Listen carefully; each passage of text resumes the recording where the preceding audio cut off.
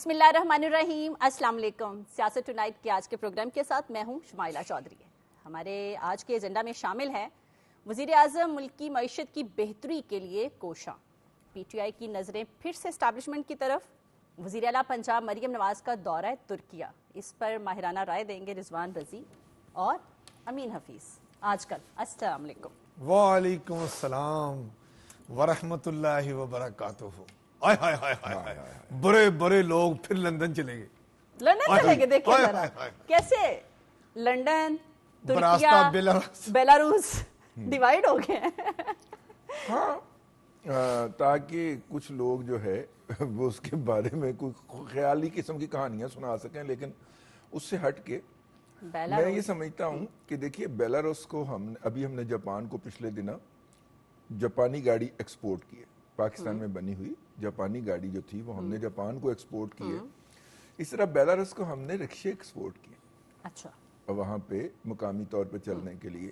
اچھا, وزیر اعظم کو جو میں نے بات کرنی تھی, لیکن ہیوی ٹیکنالوجی کے اندر ان کا ایک اپنا مقام ہے. ایگریکلچر ہو جائے, اس کے اندر جو ٹریکٹر ہے بیلاروس کا, اس میں پاکستان میں روایتی جو ٹریکٹر چل رہا ہے نا اس وقت, جس کے اگلے پہیے چھوٹے ہوتے ہیں, پچھلے پہیے بڑے ہوتے ہیں, اس ٹریکٹر کو, اس سٹائل کو بھی وہ ختم کر دے گا. بیلاروس کا جو ٹریکٹر آ رہا ہے اس کے کچھ آزمائشی یونٹ پاکستان میں آئے تھے اور انہوں نے بہت اچھے نتائج دیے. اب وہ پوری فیکٹری پاکستان میں لگنے لگی ہے. ہاں, کیونکہ آج انہوں نے وزٹ کروایا نا, آج وزٹ کیا ہے. اور پاکستان میں پرائم منسٹر نے وزٹ کیا ہے. مریم نواز شریف صاحبہ نے کی کوشش ہے کہ پنجاب میں الیکٹرک بسوں کا پلانٹ جو ہے وہ بیلاروس کے, اچھا یہ ہیوی ٹیکنالوجی ہے, ہیوی ہے, اس میں بیلاروس کی اسپیشلٹی ہے, اس میں وہ ایڈوانس ہے. چھوٹی ٹیکنالوجی کے اندر ہم تھوڑے سے ہیں, وہ ہیں کیونکہ مطلب تھوڑا سا آگے ہیں ان سے. تو یہ ایک ایکسچینج قسم کا پروگرام ہوگا. دوسری بات یہ ہے کہ وہاں پہ جو کل ہم نے بات کی تھی کہ مین پاور کی بہت زیادہ شارٹیج ہے. صحیح, آٹومیشن پہ, فلی آٹومیشن پہ وہ جو ہیں وہ شاید جانا نہیں چاہتے یا جا نہیں سکتے, یا ابھی ان کے پاس وہ کیپیسٹی نہ ہو. ایسی صورت میں انہیں مین پاور چاہیے, اور مین پاور ان کی بہت ایک تو کم ہے, دوسرا اس کے اندر جینڈر بیلنس بڑا ڈسٹرب ہوا ہے کہ ہر 100 خواتین کے مقابلے میں وہاں پہ 80 مرد ہیں. تو وہ جیسا جرمنی کے ساتھ ہوا تھا سیکنڈ ورلڈ وار کے بعد, ویسا ہی ان کا حال ہے. اب ہم اس تاریخ میں جائے بغیر کہ یہ کیوں ہوا ہے, اس کے لیے جو پاکستان میں اپرچونٹی ہے. کل میں نے ایک سوال کیا تھا تو میں نے کہا میں اس کا جواب بھی دے دوں کہ انہوں نے کہا کہ جی اسکلڈ مین پاور وہ لے کے جائیں گے. تو میں نے کہا تھا کہ اسکلڈ مین پاور تو ساڑھے کول بھی نہیں گی. بالکل, ہمیں بھی ضرورت ہے, ہمیں بھی, ہمارے پاس بھی نہیں ہے, تو وہ کیسے کریں گے. آج اس کی کلیریفیکیشن آئے کہ نہیں سر, وہ لوگ لے کے جائیں گے وہاں پہ, پہلے ان کو ٹریننگ دیں گے, پھر روزگار دیں گے, اور وہ روزگار کا ایک پیریڈ ہوگا, یعنی کہ وہ لوگ پہلے ٹریننگ لیں گے, پھر تجربہ حاصل کریں گے ان کی انڈسٹری میں, اور پھر ان کے پاس آپشن ہوگا کہ وہ پاکستان واپس آ جائیں اور آ کے پاکستان کی ترقی میں اپنا کردار ادا کریں. تو یہ ایک پروگرام ہے جس کو انیشیٹ کیا جائے گا. میرا خیال ہے کہ اگر آپ کو یاد ہو تو ماضی میں کوریا کے ساتھ, ساؤتھ کوریا کے ساتھ جناب شہباز شریف صاحب جب وزیر اعلیٰ پنجاب تھے تو انہوں نے شروع کیا تھا. آپ کو امین حفیظ یاد ہوگا, بلکہ آپ نے اس کے اوپر پروگرام اپنا وہ پیکج بھی کیا ہوگا اپنے سابقہ ٹی وی کے لیے, کہ یہاں پہ بچوں کا ڈپلوما, میٹرک کے بعد 3 سال کا ڈپلوما ہوتا ہے نا, وہ ڈپلوما یافتہ بچوں کا امتحان ہوا, ان کو منتخب کیا گیا, منتخب کر کے ان کو پہلے کورین لینگویج سکھائی گئی. صحیح. تو ہو سکتا ہے کہ یہ لوگ جو ہیں جن کو بھیجنا ہے بیلاروس, ان کو رشین سکھائی جائے, کیونکہ وہاں پہ رشین بولی جاتی. تو 6 ماہ کا وہ کورس تھا. جنہوں نے اس میں لینگویج میں کوالیفائی کیا وہ بچے وہاں پہ گئے. ان میں سے 1-2 بچوں سے میری ملاقات ہوئی جب وہ پاکستان واپس آئے, تو انہوں نے بتایا کہ جی وہ $3,500 وہاں پہ سیلری تھی اور ہے, وہ وہاں پہ کام کر رہے ہیں, اور $3,500 اس وقت $100 کا تھا. اب تو میرا مطلب ہے ملین سے زیادہ ہو گئی نا, ٹھیک ہے نا.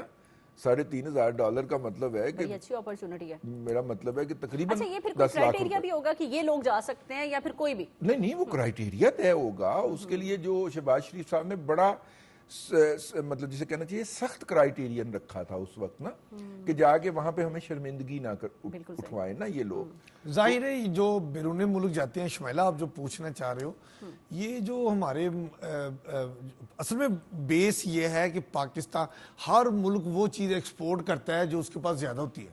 ہائے ہائے ہائے ہائے. اور پاکستان کے پاس آبادی تو ہائے ہائے ہائے. آبادی ایکسپورٹ میں کہتا ہوں جی پوری دنیا میں ہم اگر اشتہار یہ دیں نا کہ ایک ہوتا ہے نا اشتہار ضرورت رشتہ جس کو رضی صاحب بھی بڑے شوق سے زمانہ طالب علم میں پڑھتے تھے اور اینڈ میں وہ ایسا ضرورت رشتہ کا اشتہار پڑھتے تھے یا خواہش کرتے تھے کہ جس میں لکھا ہو کہ بڑی امیر لڑکی ہے, ابو فوت ہو چکے ہیں, امی بستر مرگ پہ ہے, جائیداد بہت بڑی ہے, ایسا لڑکا چاہیے جو گردماد بن جائے. آئے ہائے. تو مطلب تب ایسے ضرورت رشتہ کے پاکستان کے پاس چونکہ آبادی بہت زیادہ ہے, نوجوان بہت زیادہ ہیں, ہمارے ہاں تعداد بہت زیادہ ہے, پڑھے لکھے لوگ بہت زیادہ ہیں, ہنرمند بھی ان میں بہت زیادہ ہیں. اچھا یہ اگر کوئی دنیا ہم سے مانگے تو ہم تو ماضی کی طرح اب بھی اپنی آبادی دینے کو تیار ہے تاکہ تھوڑی آبادی بھی ادھر کم ہو, لوگ باہر جائیں, پیسہ کمائیں, زر مبادلہ ادھر بھیجیں, محصولات میں اضافہ ہو, ہمیں تو چیزوں کا فائدہ ہی ہوگا. اس لیے میں سمجھتا ہوں کہ پرائم منسٹر شہباز شریف صاحب نے پاکستان کا جو ایک اہم معاملہ ہے جس میں لوگوں کو ہنر بھی سیکھیں گے, روزگار بھی ملے گا, ان کے گھروں میں معاشی خوشحالی بھی آئے گی, پاکستان بھی اس میں معاشی جو ہے نا وہ طور پہ بہتر ہوگا, تو اس کا سارا فائدہ پاکستان کو ہی ہے. اور اگر کسی کے پاس آبادی کم ہے میں کہتا ہوں وہ اشتہار دے انٹرنیشنل اخبار میں. کم نہیں ہوگی ان کے پاس کم ہے. اچھا ان کے پاس کم ہے نا, اور ہمارے ان کے پاس تو مرد کم ہے, خواتین زیادہ ہیں. لیکن جو کم آبادی ہے اس میں بھی فیمیل کا ریشو زیادہ ہے, میں نے یہ کہا. اچھا یہ اسی طرح یہ جیسے ہمارے یہاں, پھر میری بات ذرا تھوڑی لمبی ہو جائے گی, یہ اسی طرح ہے نا جیسے پاکستان میں آپ نے یہ جو کوٹا سسٹم ختم کیا ہے مختلف شعبوں میں, تو ہماری بیٹیاں جو ہیں وہ بیٹوں سے بہت آگے چلی گئی ہیں. ابھی جو ریشو ابھی آپ ہائر ایجوکیشن کمیشن نے دیا ہے, میں نہیں ابھی اس سے چھوٹی بات کر رہا ہوں, ابھی آپ یونیورسٹی لیول پہ دیکھیں, گریجویشن لیول پہ دیکھیں, تمام پبلک اور پرائیویٹ سیکٹر میں اس میں بیٹیاں زیادہ ہو گئی ہیں, بیٹے کم ہو گئے. ایک کلاس میں جہاں فرض کریں 60-70 کی کلاس ہے, more than 50% لڑکیاں ہیں اور لڑکے کم ہیں. یہی مقابلے کے امتحانوں میں بھی ہے. پڑھتی رہتی ہیں اور لڑکے وہ ضرورت رشتہ کے اشتہار دیکھتے رہتے ہیں.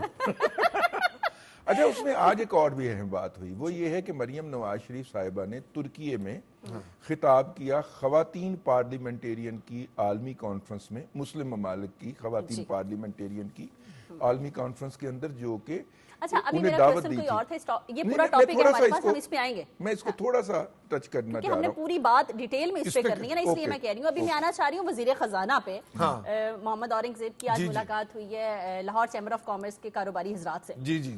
تو انہوں نے کہا ہے کہ مہنگائی کی بڑھتی جو وجہ ہے نا وہ مڈل مین ہے.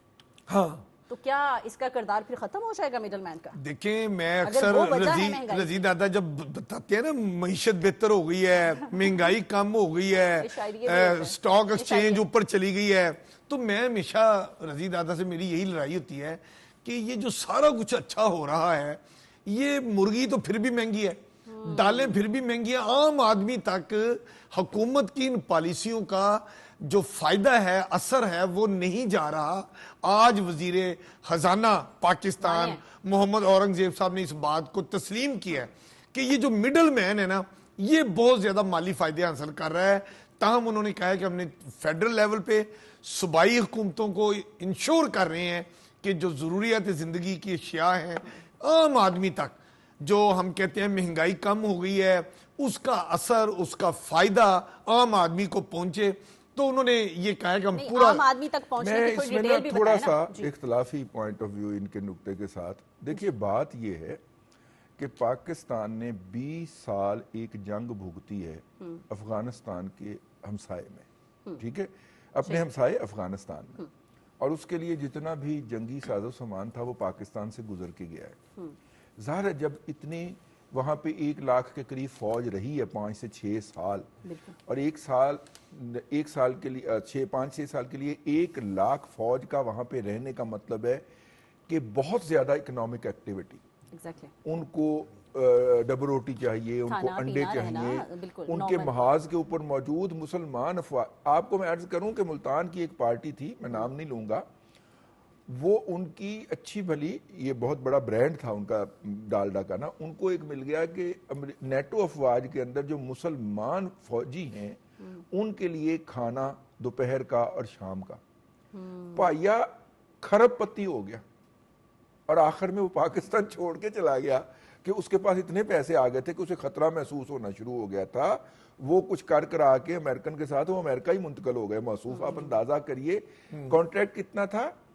ان 20,000 میں سے مشکل سے 7 یا 8,000 مسلمان فوجی تھے، ٹھیک ہے، جن کو وہ کھانا دیتے تھے جو کہ گرما گرم ان تک پہنچتا تھا. یہ ان کا کانٹریکٹ تھا. انہوں نے ٹیکنالوجی ایجاد کر لی تھی یا امریکن نے ان کو دی تھی کہ یہ ٹیکنالوجی کے تحت آپ گرم کھانا پہنچا سکتے ہیں. اب میرا مطلب ہے کہ اس جنگ کے نتیجے میں پاکستان کے اندر کئی ایسے گروپ اور مافیاز وجود میں آئے ہیں جن کے پاس 400 سے لے کے 2,000 ارب روپیہ تک سرمایہ موجود ہے. یہ خطرناک بات ہے. ریاست کو ان کا یہ سرمایہ کہیں نہ کہیں انویسٹ کروانا چاہیے، جو کہ نہیں ہے. یہ لوگ کبھی پولٹری میں گھستے ہیں، اس کے اندر جا کے چیزیں خرید لیتے ہیں اور ان کی سپلائی روک لیتے ہیں. کبھی وہ کسی چیز میں گھستے ہیں، کبھی وہ کسی چیز میں، کبھی آج کل پراپرٹی کی طرف دھیان نہیں ہے ان کا، لیکن جس دن پراپرٹی کی طرف دھیان ہو گیا انہوں نے وہاں پہ جا کے پرائسز جیک اپ کر دینی ہے. اور جب چاہتے ہیں یہاں سے پیسے اٹھا کے باہر لے جاتے ہیں. وہ پیسہ سسٹم میں کبھی آیا ہی نہیں. صحیح. وہ پیسہ نظام میں کبھی آیا ہی نہیں. ان میں سے وہ پیسہ اگر کبھی نظام میں آ جائے تو ہماری معیشت کا ویسے ہی، میرا مطلب ہے کہ پھول کے کپا ہو جائے نا، اتنی زیادہ وہ لیکویڈیٹی ہے ان کے پاس. وہ ایکسپلائٹ کرتے ہیں. کبھی سیمنٹ کی پرائسز جیک اپ کر دیتے ہیں، کبھی پولٹری کی پرائسز جیک اپ کر دیتے ہیں. اصل میں یہ مافیا بھائی اب تو ان میں سے بیشتر ٹی وی چینل لے کے بیٹھ گئے ہیں، پرائیویٹ ٹی وی چینل ہیں ان کے، ہاؤسنگ کے ساتھ ساتھ. پھر تنخواہیں بھی نہیں دیتے، پھر حکومت سے اشتہار بھی لیتے ہیں. جی جی جی. حکومت کو بلیک میل کرنے کے بات لیے، دور چلی جاتی ہے، حکومت کو بلیک میل کرنے کے لیے انہوں نے ٹی وی چینل کھول لیے. ٹھیک ہے. یہ وہ مافیاز ہیں. امیر کب ہوئے ہیں؟ جب افغانستان کے اندر 20 سالہ جنگ جاری تھی. اصل میں اورنگزیب رمدے صاحب سے بڑی معذرت کے ساتھ دیکھیے، ہمیں پتہ ہے، پولٹری فارمر کو ہم سے زیادہ پتہ ہے، گرمیوں میں چکن کی کنزمپشن کم ہوتی، تو فارمر جو ہیں وہ چکن ڈالتے ہی نہیں ہیں. وہ چکن ڈالتے ہیں اس سیزن کے لیے جب شادیاں ہو رہی ہوتی ہیں. دسمبر، جنوری، فروری آپ کو چکن کے پرائسز کم ملے کیونکہ بہت زیادہ فارمز نے چکن ڈالے اور میچور کر کے اور مارکیٹ میں ڈال دیے. ٹھیک ہے. 40 دن کی کراپ ہوتی ہے چکن کی. لیکن اس کے بعد انہوں نے کہا جی گرمی آ گئی ہے، گرمیوں میں کنزمپشن کم ہو جاتی ہے، تو لہٰذا وہ چکن کم ڈالے گئے.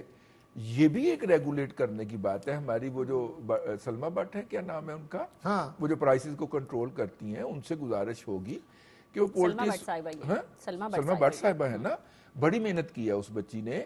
مطلب رمضان کے اندر پرائسز کو اس نے ہلنے نہیں دیا اور خود جا کے فزیکلی اس نے چیک کیا ہے.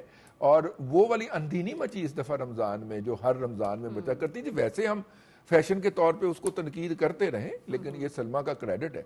تو تنقید کیا کرتے رہتے. اچھا، اب آپ دیکھیے کہ ان کو ضرورت ہے کہ بھائی اتنی کنزمپشن ہے. پاکستان پولٹری ایسوسی ایشن والوں، آپ مجھے بتائیے کہ آپ کے فارمز کے اندر اتنا چکن موجود ہے کہ نہیں. یہ اب ان کو ریگولیٹ کرنے کی ضرورت ہے نا. جب ان کی ایسوسی ایشن پرائس فال کے خلاف آ جاتی ہے، تو اب جب پرائس ہائک گئی ہے تو وہ ان سے پوچھے کہ بھائی اپنا ڈیٹا میرے ساتھ شیئر کریں. آپ مونوپلی کے اصول کے تحت، اولیگارکی کے اصول کے تحت سپلائی کو مینج کر کے پرائسز کو جیک اپ کر رہے ہو. ہم اس امر کی اجازت نہیں دیں گے. اچھا، وزیر خزانہ نے آج بڑی مزے کی ایک بات کی ہے. میں تو ان کے بیان سے بڑا، رضی دادا آپ نے بھی سنا ہوگا، آپ کے چہرے پہ مسکراہٹ آ گئی. انہوں نے کہا ہے کہ 2 باتیں مجھے ان کی اچھی لگی آج. ایک تو انہوں نے کہا ہے کہ ہم چاہتے ہیں کہ جو مہنگائی کم ہونے کے اثرات اور فائدے ہیں نا عام آدمی کو پہنچے. دوسرا انہوں نے کہا ہے کہ یہ جو سیلف سٹیبلٹی ہے یہ جیسے ہی آ جائے گی نا تو آئی ایم ایف کے ساتھ جو ہمارا یہ پروگرام ہے نا موجودہ، یہ آخری پروگرام ہوگا. انہوں نے تاجروں سے کہا کہ آپ اپنے روزمرہ کے کام سرکاری اداروں خصوصاً ایف بی آر ادھر ادھر کرانے کے لیے رشوت نہ دیں. منسٹر وہ ہمارے جو فنانس ہیں وہ یہ کہہ رہے ہیں کہ مجھے خود ایک بندے نے کہا کہ میرے پیسے ایک ادارے میں پھنسے ہوئے تھے تو میں لینے گیا تو مجھے وہ واپس مل گئے، لیکن مجھے 1% دینا پڑ گیا. تو بہرحال انہوں نے کہا ہے کہ تاجر بھی تھوڑا سا صبر سے کام لیں، قاعدے قانون سے چلیں. رشوت جو ہے وہ اگر لینے والا لے رہا ہے تو کم از کم دینے والے کو اس میں احتیاط کرنی چاہیے. مطلب تاجروں کو انہوں نے کہا جی رشوت نہ دیکھیے اچھی بات یہ ہے کہ ہماری گورنمنٹ انٹرسٹ لے رہی ہے، اور آج محمد اورنگزیب رمدے صاحب نے یہ بھی کہا ہے کہ اب وہ پراپر چیک بھی رکھیں گے. یہاں پہ لیں گے ایک چھوٹی سی بریک. اسٹے ود اس.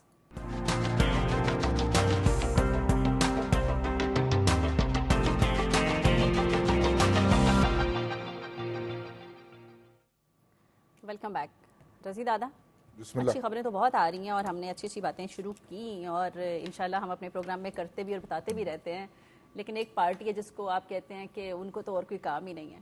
میں آپ کو عرض کروں بانی پی ٹی آئی کو چھڑانے کے لیے پی ٹی آئی والے دوبارہ سے اسٹیبلشمنٹ کی طرف کیوں دیکھ رہے ہیں؟ بھئی یہ عدالتیں کس لیے ہیں؟ آپ عدالتوں سے رجوع کریں نا. مجھے اسٹیبلشمنٹ کی طرف ان کے دیکھنے کے اوپر کوئی اعتراض نہیں ہے، لیکن مجھے جو مزہ آ رہا ہے جب ہر بار ریجیکٹ ہو جاتے ہیں. نہیں، ان کی اپنی لڑائی جو شروع ہو گئی ہے.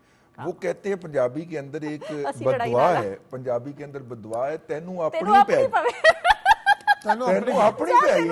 ٹھیک ہے نا، ہاں تجھے اپنی پڑ جائے. وہ اس وقت ایگزیکٹلی وہ لگتا ہے وہ بددعا پی ٹی آئی کو لگی ہوئی ہے، انہیں اپنی پڑ گئی.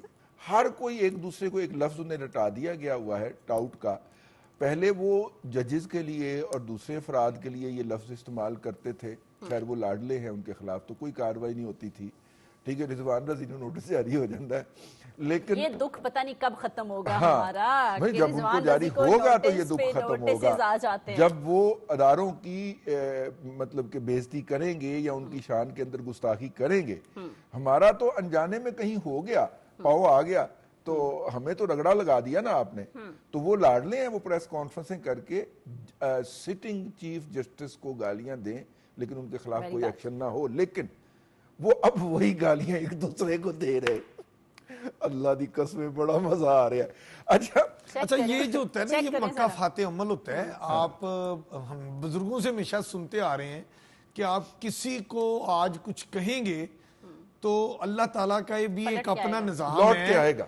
تو وہ اللہ تعالیٰ آپ کو اپنی زندگی میں دنیا میں ہی اچھے کا اچھا برے کا برا آپ کو کر کے آپ کا حساب ادھر ہی پورا کر کے پھر اوپر لے کے جائیں گے. یہ اللہ تعالیٰ کا نظام ہے. اور یہ مصروف بیرون ملک میں ہوں اندرون ملک میں ہوں، ایک ہاتھ سے مائک پکڑ کے جس طرح بلند و بالا دعوے کرتے تھے، افسروں کی بےزتی یہ کرتے تھے، مخالف سیاستدانوں کی بےزتی یہ فرماتے تھے، اور اس انداز میں کرتے تھے کہ آج وہی زبان ان کے اپنے گھر کے اندر، ان کی اپنی پارٹی کے اندر اس طرح بولی جا رہی ہے کہ مائیں بہنوں کو بھی اس کی شرم. ابھی اس میں ایک فرق ہے، اور وہ فرق یہ ہے کہ ان کی ذات کو سپیر رکھا جا رہا ہے. محترمہ بشرا بی بی صاحبہ کی ذات کو سپیر نہیں کیا گیا.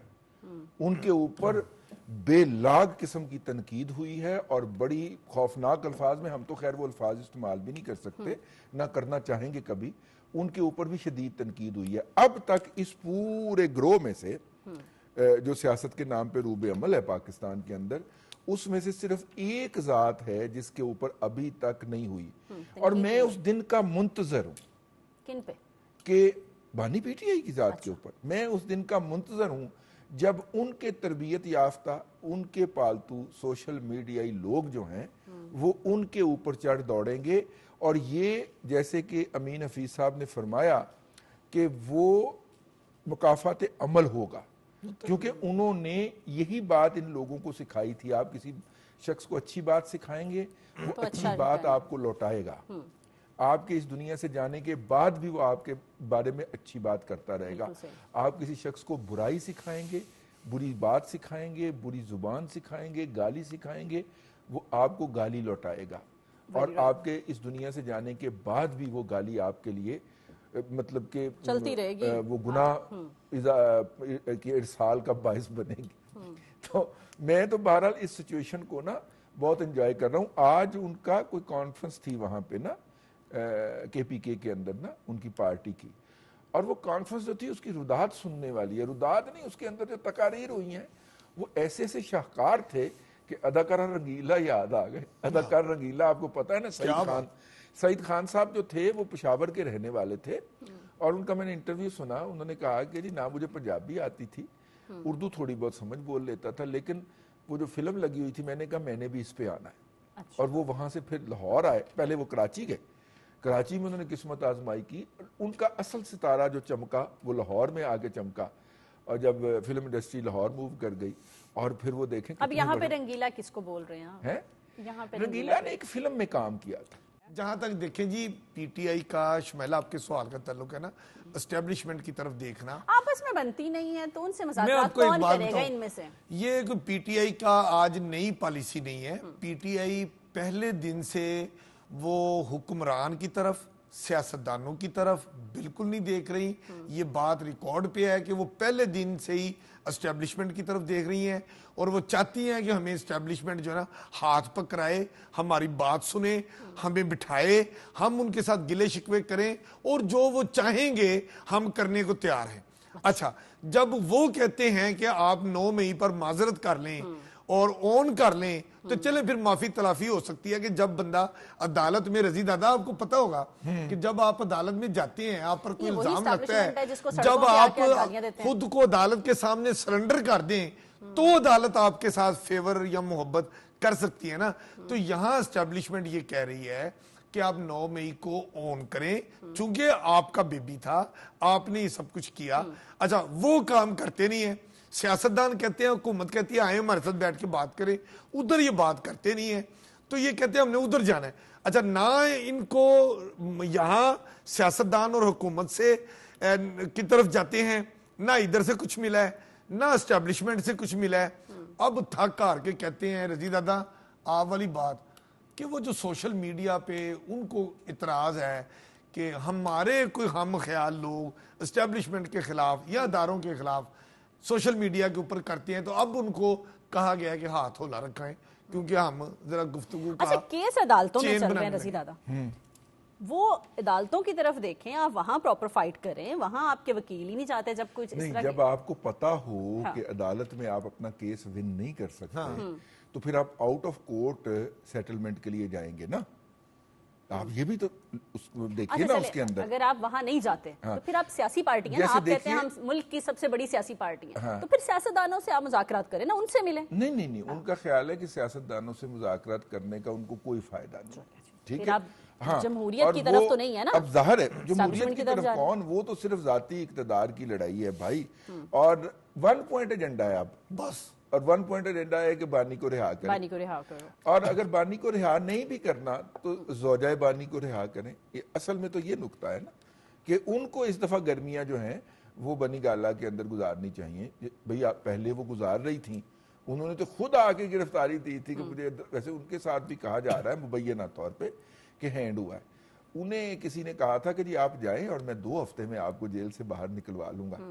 تو وہ صاحب جو ہیں وہ بھی آج کل جو ہے وہ ماتوب ہیں اڈیالہ کے نا, ان کو 3 ماہ اجازت نہیں دی جاتی ملاقات کی. وہ آ کے بیٹھے رہتے ہیں پشاور سے خیبر پختونخوا اس میں, اور ان کو ملاقات کی اجازت نہیں ملتی کیونکہ انہوں نے یقین دہانی کروائی تھی کہ آپ کو ہم ایسے آپ جائیں گی تو 1 ہفتے میں باہر نکلوا لیں گے.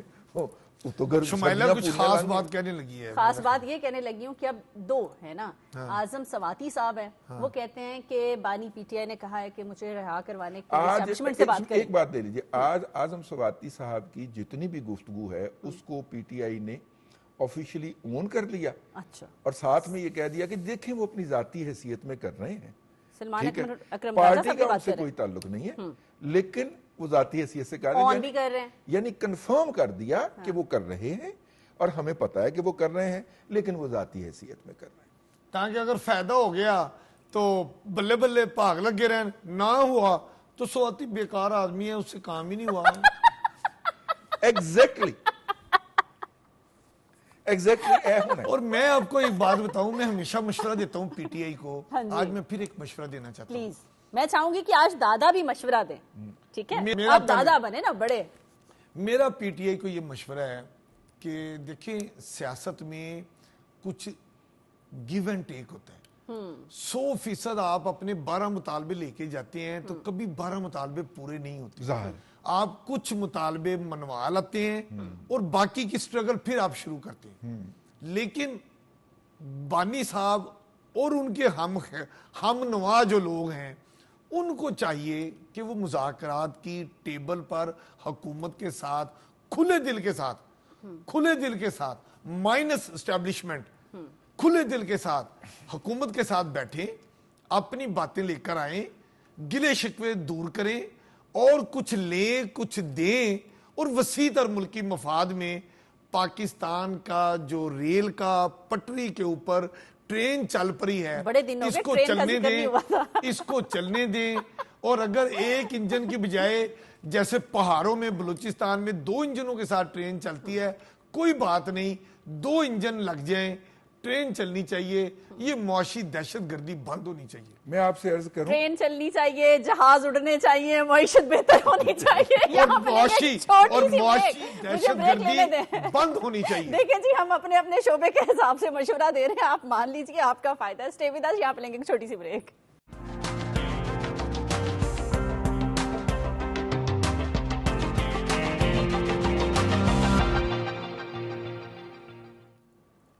Welcome back. رضی دادا, میں چاہتی تھی کہ جیسے امین صاحب نے مشورہ دیا, آپ بھی پی ٹی آئی کو ایک مشورہ دے دیں. حالانکہ بات میں کوئی اور کرنا چاہتی ہوں, لیکن میرا مشورہ پینڈنگ ہے. میں اسی کی طرف آ رہا ہوں. دیکھیے, میں اپنا مشورہ امانت ہوتا ہے. نہیں, مشورہ امانت ہوتا ہے, ٹھیک ہے. اور یہ بات آپ ذہن میں رکھیے گا کہ پی ٹی آئی جو ہے, ہم اس کے حمایت کے اندر بڑے کالم لکھتے رہے ماضی کے اندر, جب ہم کسی اخبار کے اندر ایڈیٹر تھے, اور اس وقت بھی ان کو یہی مشورہ تھا. دیکھیے, سوشل میڈیا کے اوپر جو اس وقت ان کے مین اکاؤنٹس ہیں, ان کے اندر سے یہ بات کہہ دی گئی ہے کہ اگر بانی پی ٹی آئی نے مقتدرہ سے کوئی ڈیل کرنے کی کوشش کی, کوئی مذاکرات کرنے کی کوشش کی, تو ہم عمران خان کو بھی بتا دیں گے, ہم عمران خان کو بھی اس عمر کی اجازت نہیں دیں گے. سوری, میں بانی پی ٹی آئی کہنا تھا, بانی پی ٹی آئی کو بھی اس عمر کی اجازت نہیں دیں گے. اس کا مطلب یہ ہے کہ وہ جو میں نے آج کے پروگرام کے پہلے سیگمنٹ میں جس خدشے کا اظہار کیا وہ ہونے جا رہا ہے, ٹھیک ہے. ایک بات. دوسری بات یہ ہے کہ دیکھیے, آپ یہ بات طے کر لیں کہ آپ نے کرنا کیا ہے. پاکستان کی مقتدرہ سے آپ بلیک میلنگ کر کے, ہم ہر بار یہی تو بات کرتے ہیں. میں عرض کرنا, مقتدرہ سے آپ کوئی رعایت نہیں لے سکے آج کے دن تک, بالکل, ٹھیک ہے. آپ دیوار کے ساتھ ٹکر ماری جا رہے ہیں کہ میں نے صرف مذاکرات کرنے ہیں تو مقتدرہ سے یا ان کے سربراہ آرمی چیف سے کرنے, میں نے کسی اور سے مذاکرات نہیں کرنے. اور وہ کہتے ہیں ہم نے مذاکرات نہیں کرنے. دیکھیے, پاکستان کے موجودہ پرائم منسٹر شہباز شریف صاحب کو مقتدرہ سے مذاکرات کرنے اور ان کے دل جیتنے کا بڑا تجربہ ہے, ٹھیک ہے نا, کیا بات. اور وہ آپ کو کہتے ہیں کہ آپ ہمارے ساتھ آگے بیٹھ جائیں, آپ کو معافی تلافی کروا دیتے ہیں. آپ ان کو دیتے ہیں گالیاں, آپ ان کو کرتے ہیں ہیوملیٹ, آپ ان کی کرتے ہیں کردار کشی. جو رستہ نکلنا ہے, اور رانا ثناء اللہ نے بالکل بجا کہا تھا, انہوں نے کہا جو رستہ نکلنا ہے وہ ہماری طرف سے نکلنا ہے, بالکل صحیح, براہ راست کوئی رستہ نہیں نکلنا. آپ آج نکال لیں, آپ کل نکال لیں. میں وہی مشورہ دے رہا ہوں. سیاستدان کے ساتھ بیٹھے گا, سیاست مضبوط ہوگی, پارلیمنٹ مضبوط ہوگی, نظام مضبوط ہوگا. سیاستدان غیر سیاسی قوتوں کے ساتھ بیٹھنے پہ اصرار کرے گا, پارلیمنٹ کمزور ہوگی, جمہوریت کمزور ہوگی, سیاستدان کمزور ہوں گے. رضی دادا, یہاں تو خوش قسمتی یہ ہے, جو آخری بات میں سمیٹ دوں, خوش قسمتی یہ ہے کہ ہمارے سپاہ سالار, ٹھیک ہے نا, سپاہ سالار کھلے لفظوں میں کہہ رہے ہیں کہ ہم آپ سے بات نہیں کریں گے, آپ کا سیاسی ایشو ہے, آپ سیاستدانوں سے بات کریں. آپ جب وہ یہ کہہ دیں اور راستہ آپ کو دکھا دیں, ایک سے زائد مرتبہ کہہ دیں, ہاں, اور پھر اور جو اچھا جن کی طرف اشارہ کر رہے ہیں کہ آپ حکومت کے پاس جائیں, بات کریں, حکومت بھی کہہ رہی ہے آ جائیں, اسپیکر قومی اسمبلی اور یہ باقی سارے لوگ, اور مطلب عرفان صدیقی. اچھا ہو جائے گا, گرمی زیادہ بڑھنے دیں آپ. جو پیت نکلے گی تو ہو جائے گا. وہی والی بات ہے امین صاحب یا رضی دادا کہ جو بانی پی ٹی آئی کے ارد گرد ان کے دوست ہیں نا وہ بیسیکلی چاہتے نہیں ہیں کہ یہ معاملہ سالو ہو اور وہ باہر ہے, وہی ان کو مس گائیڈ کرتے رہتے ہیں نا, ورنہ ڈائریکشن ہر بندہ ہی بتاتا ہے. دیکھیے اگر بانی پی ٹی آئی کے تمام ہواری جو ہیں ان کے کہنے کے اوپر گالیاں دے سکتے ہیں دوسروں کو, زبان اپنی گندی کر سکتے ہیں, تو اس کا مطلب ہے کہ ان کا حکم نہیں چلتا بانی پی ٹی آئی پہ. مشورہ تو دے سکتے ہیں نا, بانی پی ٹی آئی کا ان کے اوپر حکم چلتا ہے. لیکن میں یہ بات کیے بغیر آج کا پروگرام ختم نہیں ہونے دوں گا. مریم نواز شریف صاحبہ نے آج خواتین کے پارلیمانی ہم اسی پہ آ رہے ہیں کہ آج ترکیہ میں جو خطاب کیا, ٹھیک ہے, اور مجھے عظمہ بہن ہے ہماری چھوٹی, ان کا وہ بڑی بات اچھی لگی کہ جب بندے کے نے کچھ کیا ہو تو اس کو گنوانے کے لیے اس کے پاس اپنے کام ہوتے ہیں, کارنامے ہوتے ہیں کہ میں نے خواتین کی اپ لفٹ کے لیے یہ کیا, یہ کیا, یہ کیا, یہ کیا. وہ یہ نہیں کہتا انٹرنیشنل فورم پہ کھڑا ہو کے کہ میں واپس جا کے تمہارا اے سی اترواؤں گا. وہ یہ نہیں کہتا کہ انہوں نے مجھے کہا کہ ہمیں پکڑ لے, ہم نے پھر اس کو پکڑ لیا. وہ یہ نہیں کہتا. اس کے لیے کام آنا بھی ضروری ہے. اب دیکھیے آج 1 سال سے کچھ زیادہ عرصہ ہو گیا مریم صاحبہ کو اقتدار میں آئے, آلموسٹ سال. اس سال کے اندر ان کے پاس ایک اچھی بھلی لسٹ ہے اپنے کارنامے گنوانے کی, اور وہ کارنامے برسرے زمین موجود ہیں, بالکل جو گراؤنڈ پہ موجود ہیں. ٹھیک ہے, یہ بتانے کے لیے انہیں یہ نہیں کہنا پڑتا کہ جی گا کا سیگا استعمال نہیں کرنا پڑتا, ہے کا سیگا, ہم نے یہ کر دیا ہے, ہم نے یہ کر دیا ہے, ہم نے یہ کر دیا ہے, اس کے یہ نتائج آ گئے ہیں 1 سال کے اندر صرف. ٹھیک ہے, 1 آدھ سال بی بی کو اور مل گیا تو وہ اس طرح اپنی اس فہرست کو اور بھی لمبا کر لیں. نہیں ابھی تو 4 سال ہیں, وہی نا, ابھی تو 4 سال اگر انہیں, اور انہوں نے یہ بڑی اچھی بات کی ہے کہ عالمی سطح پہ یہ جو ڈپلومیسی کانفرنس 2025 ہے اس پہ مطلب بڑی خوبصورت بات ہے کہ ہماری چیف منسٹر کو وہاں پر جو پذیرائی ملی, پرائم منسٹر شہباز شریف صاحب کو پذیرائی ملی, ہماری chief minister madam Maryam Nawaz نے بڑی عمدہ بات کی. انہوں نے کہا جی میں اپنے 1 سالہ مختصر سے دور میں آج آپ کے سامنے موجود ہوں, خواتین, طالبات اور بچوں کی فلاح و بہبود کے لیے میں نے اپنے صوبے میں جو کام کیے ہیں وہ ریکارڈ پہ ہیں, اور انہوں نے وہ گنوائے بھی ہیں کہ انہوں نے جو تعلیمی اداروں میں بچوں کی غذائی قلت ہے, کمی ہے, اس کو دور کرنے کے لیے اسپیشل پروگرام شروع کیے. انہوں نے بتایا کہ 4000 جو تعلیمی ادارے ہیں پرائمری لیول کے ان کو اپ گریڈ کیا ہے. 6000 جو سکول ہیں ان میں جو ڈیجیٹل لینگویج ہے اس کو ان کی کلاسیں وہ شروع کرنے جا رہے ہیں. اور میڈم نے کہا ہے کہ میں سمجھتی ہوں کہ اے آئی جو انٹیلیجنس ہے اس کی تعلیم و تربیت کے لیے میں نے اس کا جال بچھا دیا ہے, اور طالبات کو اسکالرشپ ایک بڑی تعداد میں وہ اسکالرشپ بھی وہ دیے جا رہے ہیں. 30,000 جو تعلیمی اداروں میں اساتذہ کی جو اچھی کمی تھی جن سبجیکٹ اساتذہ کی, وہ 30,000 انہوں نے وہ کمی بھی پوری کر دی. ابھی پوری نہیں کی, ابھی اس کے لیے پروسیس شروع ہوا ہے, پوری نو اپلائی کروانا ہے. رضی دادا ان کا فوکس جو تھا نا اس خطاب کا وہ ایجوکیشن کہہ دیں تو غلط بات نہیں ہوگی کہ ایجوکیشن پہ تھا.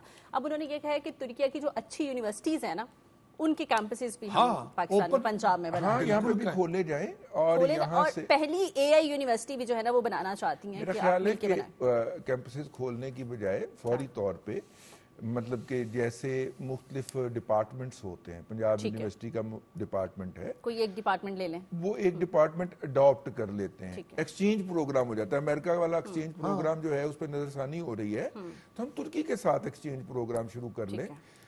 جیسے کہ ہمارا میس کام ڈپارٹمنٹ کا یہ جو اسکینڈینیویا کے ممالک ہیں ان میں سے ڈنمارک کے ساتھ یا سویڈن کے ساتھ ایکسچینج پروگرام ہے کہ ہمارے ایم فل کے بچے 1 سیمیسٹر جا کے وہاں پہ پڑھتے ہیں, اور ان کے بچے اور بچیاں یہاں پہ آگے. میرا ایڈمیشن کس میں کروانا ہے؟ میرا ایڈمیشن کس میں کروانا ہے؟ تمہیں نوکری لوانی ہے نا ٹیچراں دے وچ, ٹھیک ہے, تو وہ جو ہے اچھا میں ٹیچر لگتی ہوں امین صاحب. ہاں اس طرح کے, لیکن ٹیچر بن جانا, چونکہ ماضی میں ہوتا نا بلیک بورڈ ہوتا تھا, چوک کے ساتھ ٹیچر لکھتے تھے, بچوں کو بتاتے تھے.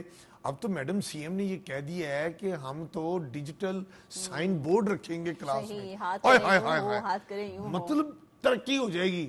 لیکن جو بچے ابھی آج بھی پنجاب میں اسکولوں سے باہر ہیں یار ان کو بھی تو سکولوں کے اندر لے آپ لیکن اس میں ایک بات یہ ہے کہ پچھلے ایک سال کے اندر وہ جو آپ 3.25 کروڑ کہتے ہیں، میں 2 کروڑ 10 لاکھ بچے کہتے ہوں، ان میں سے 60 لاکھ بچے اسکولوں میں واپس آئے ہیں، ٹھیک ہے، یا وہ ایڈمیشن ہوئے ہیں. اس بات کو دیکھیے آہستہ آہستہ ہوگا نا. یہ کو پچھلے 30 سال کا بیک لاگ ہے جو آپ نے اکٹھا کیا ہے. اور پھر اس کے علاوہ یہ جو ہمیں مختلف مہاجرین پاکستان میں، جیسے افغان مہاجرین ہیں، ان کے بچوں کے لیے بھی ہمیں بیسک تعلیم کرنی تھی. ہم تو اپنے بچوں کے لیے نہیں کر پڑے، ان کے لیے بھی کرنی بہت ضروری تھی. لیکن یہ ڈیٹا جو ہے، مجھے ایک ایجوکیشن ڈپارٹمنٹ کے ایک اعلیٰ افسر نے کہا کہ جناب پورے پنجاب کے اندر ہم اتنے بچے دوبارہ اسکولوں میں لے کے آئیں. نہیں، اسی پہ تو منسٹر ایجوکیشن کا ایک سٹیٹمنٹ مجھے نظر آیا کل. میں ایک منسٹر ایجوکیشن کا آپ کی بات کے ساتھ ہی ریلیٹڈ بات ہے، وہ کہہ رہے ہیں کہ ہم اپنے سرکاری اسکولوں کا معیار اتنا اچھا بنا رہے ہیں، فیکلٹی اتنی اچھی وہاں پر دے رہے ہیں، ان کی بلڈنگز اتنی بہتر کر رہے ہیں، فیسیں مناسب ہیں، کتابیں فری دے رہے ہیں، یونیفارم فری کر رہے ہیں، بچوں کی غذائی قلت کو دور کرنے کے لیے ان کو دودھ، ڈرائی فروٹ، پھل وغیرہ دے رہے ہیں. آنے والے دنوں میں وہ کہتے ہیں کہ پرائیویٹ جو تعلیمی ادارے ہیں، آپ دیکھیے گا کہ وہ بچوں کو کہیں گے جی ہم آپ کو پک اینڈ ڈراپ کے لیے بسیں بھی دیں گے، ہم آپ کی فیسیں بھی کم کریں گے. وہ وقت وہ بہت جلد آئے گا. اچھا نہیں، ڈرائی فروٹ والی گل غلطی کیجیے. نہیں، پنجاب فوڈ اتھارٹی نے انڈا ملتا ہے اور دودھ ملتا ہے، یہ 2 چیزیں ملتی ہیں، میں نے دیکھی. پنجاب فوڈ اتھارٹی نے لاہور میں سیمپل کے طور پہ 11 تعلیمی ادارے چنے ہیں، اسکول، جہاں کے بچوں کو ہفتے کے 5 دنوں میں ڈرائی فروٹ بھی ملتا ہے، دودھ کا وہ پاؤ والا وہ پیکٹ جو ہوتا ہے وہ بھی ملتا ہے ان کو، جو بسکٹ اور یہ پھل سیب وغیرہ، مطلب ایک دن وہ چیز ملتی ہے، ایک دن وہ چیز ملتی ہے. بالکل ٹھیک کہہ رہے ہیں. ہو سکتا ہے جو رضی دادا کو پیکٹ ملا اس میں نہیں، میں نے تو ان میں ڈرائی فروٹ کی بجائے چنے آگے. پائلٹ پروجیکٹ جو تھا، میں تو اس کے ساتھ میں حصے دار، مطلب جسے کہنا چاہیے ایز اے بات سے یاد آیا، کھیلیں چل رہی ہیں پاکستان میں، PSL 10 چل رہا ہے، اور وہ جو کیا نام تھا اس لڑکے کا ہمارا انڈر 23 جو ہوا ہے، ہاں وہ اسکواش کا، نور زمان صاحب جو ہیں وہ انڈر 23 ورلڈ اسکواش ٹورنامنٹ جیتے ہیں. بڑے دنوں کے بعد ہمارے ہاں اسکواش کا کوئی ٹائٹل آیا ہے، اور اللہ کرے کہ یہ اگلے سال پھر ہمارا یہ بچہ جو ہے ورلڈ اوپن میں جائے، پروفیشنل اس میں سرکٹ میں جا کے پرفارم کرے. اور جو روشن خان اور شیر خان، جہانگیر، ان سے پہلے گوگی، اور اس سے پہلے فخر الزمان، اور یہ اتنے بڑے بڑے نام ہیں ہمارے، مطلب کہ جنہوں نے دنیا اسکواش کے اوپر حکمرانی کی. اور سب سے زیادہ فٹنس کے لیے جو گیم ہے وہ اسکواش ہے، اور اسکواش کے اوپر پاکستان کی حکمرانی ہونا ایک بہت بڑی بات ہے. یہ ہم نے لاسٹ پروگرام میں بھی بات کی تھی. ہم جو میری تو دعا ہے کہ کرکٹ میں، ہاکی میں، اسکواش میں، جس میں پاکستان کا پرچم دنیا کے ہر میدان میں، ندیم ارشد وہ تو ہے، اس کی قسمت کمیٹی نکلی ہوئی تھی. میں تو سمجھتا ہوں وہ ایسی گیم ہے جو عام ہمارے ہاں نہیں کھیلی جاتی. یہاں تو بچوں کے پاس بیٹ اور گیند نہیں ملتا. امین صاحب انہوں نے نئی گیم انٹروڈیوس تو کروائی ہے نا، بس وہ جیتے ہیں، ہوا ہے. اس کے بعد انہوں نے نرسری بھی نہیں بنائی، ان کو بنانی چاہیے. چل رہا ہے، اس کے بارے میں کیا خیال ہے امین صاحب؟ میاں چنو سے ہر کوئی اپنے محلے سے باہر نہیں نکلتا. امین صاحب، ویمنز کا ICC بھی چل رہا ہے 16. کیا بات ہے، زبردست. میں وہی کہتا ہوں کہ دنیا کے ہر کھیل کے میدان میں پاکستان نمبر 1 رہا. پاکستان ہمیشہ پرچم سر بلند رہا، ہاکی میں ہو، اسکواش میں ہو، کرکٹ، مطلب اور نیزہ بازی میں ہے، نیزہ بازی میں بھی، ہر گیم میں.